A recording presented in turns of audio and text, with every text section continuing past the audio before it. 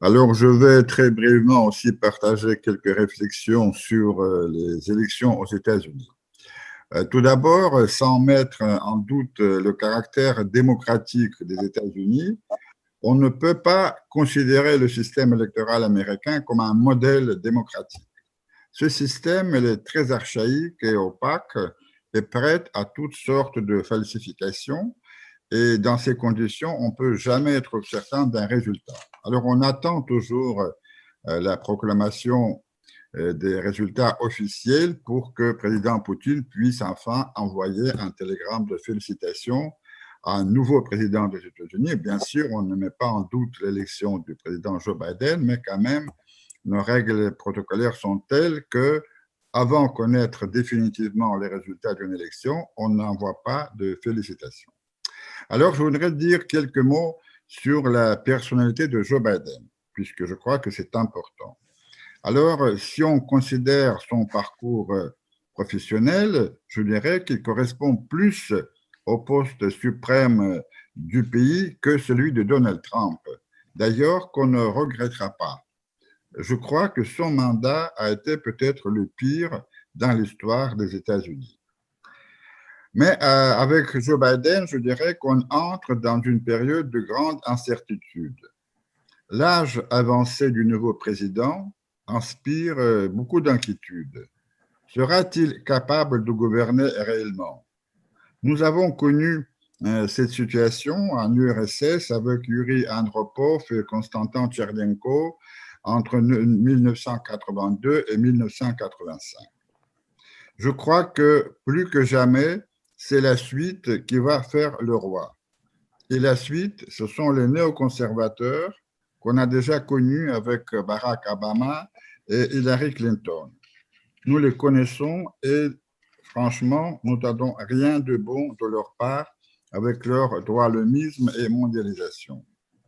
Si les Chinois peuvent éprouver un soulagement, moi je pense que les Russes, au contraire, doivent se préparer au pire. Mais depuis longtemps, nous n'avons aucune illusion vis-à-vis des États-Unis. Nous savons que nous pouvons compter uniquement sur nous-mêmes, notre force et notre capacité de riposter au cas où. Sous Trump, ce sont les démocrates qui étaient à l'origine de la plupart des sanctions prises par l'administration américaine. Donc, mon pronostic est qu'avec les démocrates au pouvoir, la tension entre les États-Unis et la Russie, déjà très vive, va monter encore d'un cran, au moins à court terme.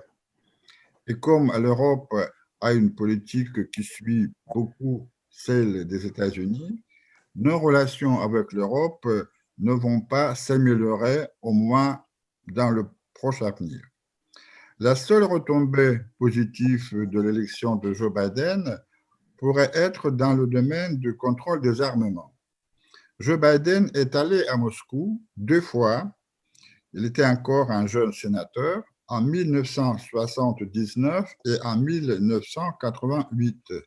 Tous les 2 fois, il est allé avec une délégation de sénateurs américains pour parler des armements stratégiques.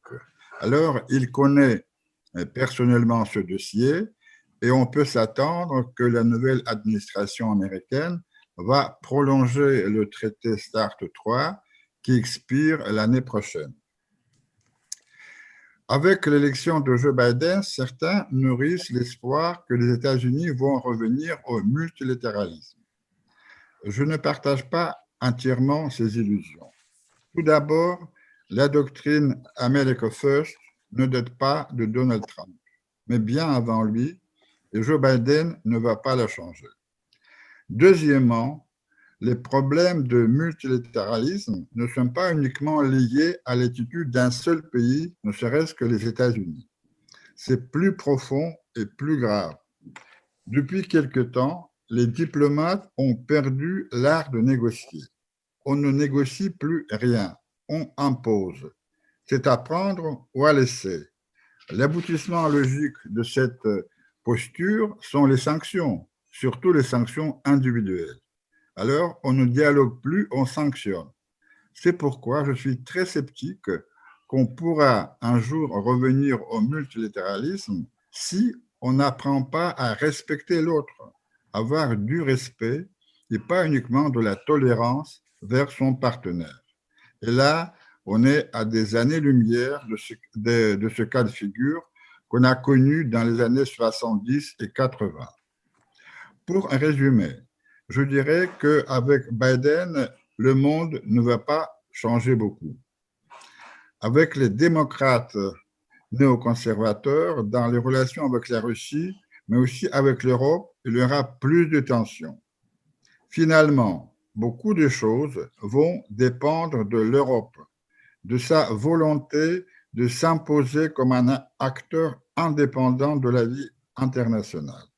Et là, les relations de l'Europe avec la Russie pourraient rééquilibrer les relations transatlantiques en faveur de l'Europe et revenir finalement à la politique du général de Gaulle dans la nouvelle donne internationale. Voilà quelques mots que je voudrais, Jean-Pierre, rajouter au débat général.